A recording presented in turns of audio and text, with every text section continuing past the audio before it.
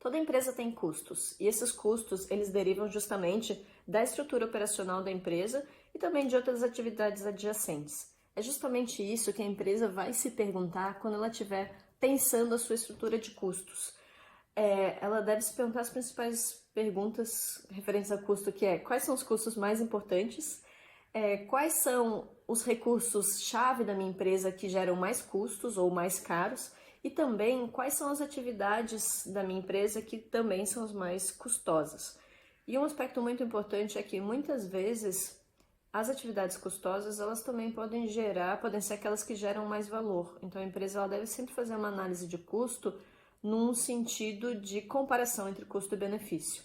Uma empresa, quando a gente observa ela trabalhando enxuta, ela trabalha com a estrutura de custos adequada. Não é com a menor estrutura de custo, mas é com aquela que é mais eficiente e também a que gera menos desperdício, mesmo mantendo uma boa proposta de valor. É importante a gente, então, custos vai ser esse bloco aqui do Canvas, e ele está aqui embaixo porque ele é resultado, de todos os bastidores da empresa. Então, ele é resultado da relação das principais atividades, dos principais recursos e da relação que ele tem com os principais parceiros, que a empresa tem com os principais parceiros. Em termos de custos, é preciso primeiro dividir dois tipos de empresa. Uma que vai estar muito focada em redução de custo. Essa empresa focada em redução de custo, o que vai acontecer é que muitas vezes o produto dela vai ter características que façam com que redução de custo seja extremamente importante. Por exemplo, os produtos que estão em mercados que são mais homogêneos, então eu não consigo diferenciar muito o produto e que preço importa. Um exemplo muito claro, quando eu vou no mercado escolher arroz, sendo que o arroz é um produto que não tem tanta diferenciação, preço importa. Eu vou majoritariamente comprar aquele que é o mais barato.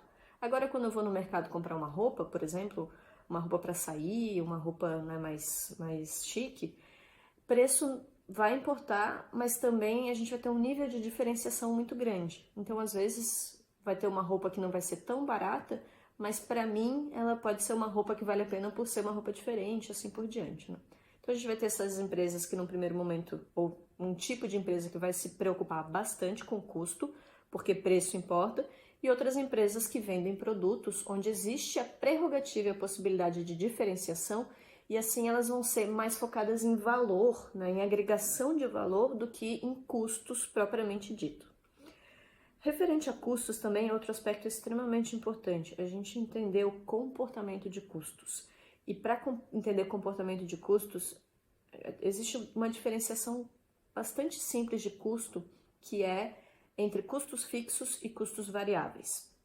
Os custos fixos, eles são aqueles que se mantêm fixos quando o volume de produção da empresa se altera.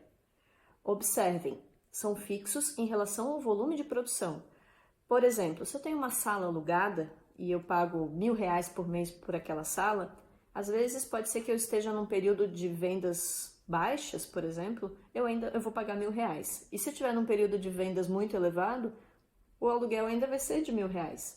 Pode ser que no ano seguinte, por conta do meu contrato de aluguel, o preço do aluguel varia, Então, no lugar de R$1.000, a gente vai ter um reajuste e eu vou começar a pagar R$1.100, por exemplo.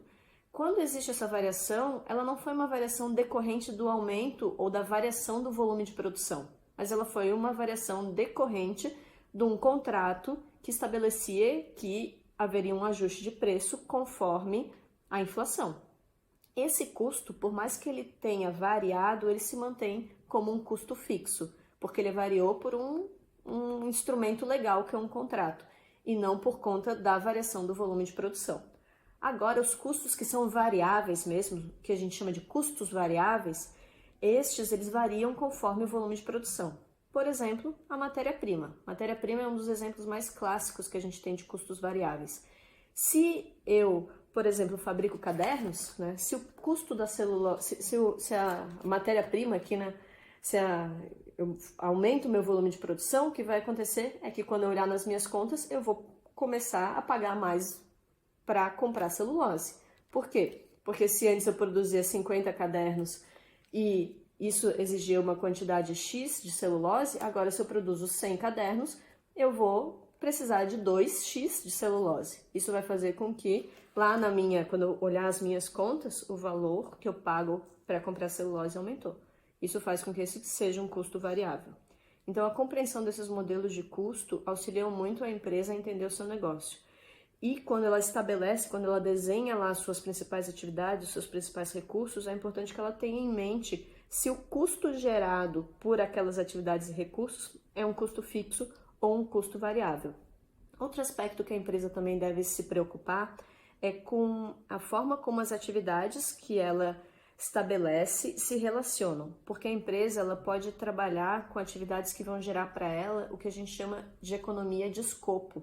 Economia de escopo é quando eu consigo ter um ativo de produção que vai ser utilizado para produzir mais de um tipo de bens e dessa forma, né, eu vou ter uma produção mais eficiente por estar produzindo mais de um tipo de bens.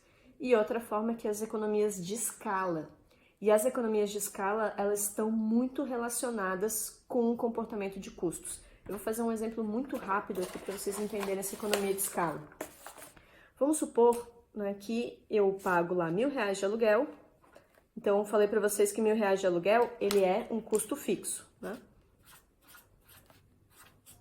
E eu faço, lá na minha sala, eu faço, vamos supor, camisetas. E de tecido, eu gasto R$5 por unidade para fazer. Então, R$5 vai ser o meu custo variável.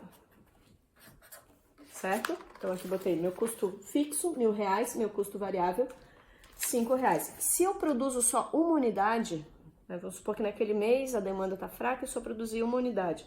O que vai acontecer é que eu tenho que pagar o meu custo fixo de qualquer forma e tenho que pagar o meu custo variável. Então, uma camiseta vai custar R$1.005, certo? Agora, vamos supor que a gente, né, passou aquele mês muito ruim e a gente passou por um mês onde a nossa quantidade vendida, no lugar de uma unidade, vai passar para 100 unidades, certo? Então, eu vou manter os meus R$1.000 de custo fixo.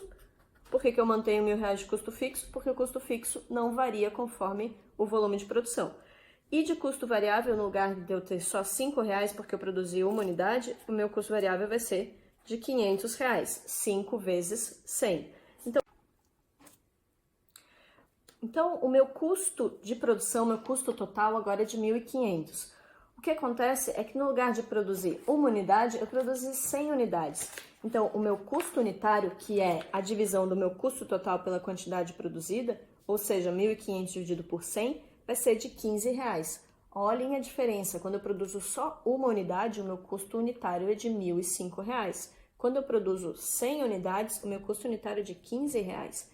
Isso mostra o que a gente chama de ganho de escala, né? O que é o ganho de escala? É o fato de quando eu aumento a minha quantidade produzida, eu vou diluindo cada vez mais o meu custo fixo e assim eu tenho um custo unitário menor.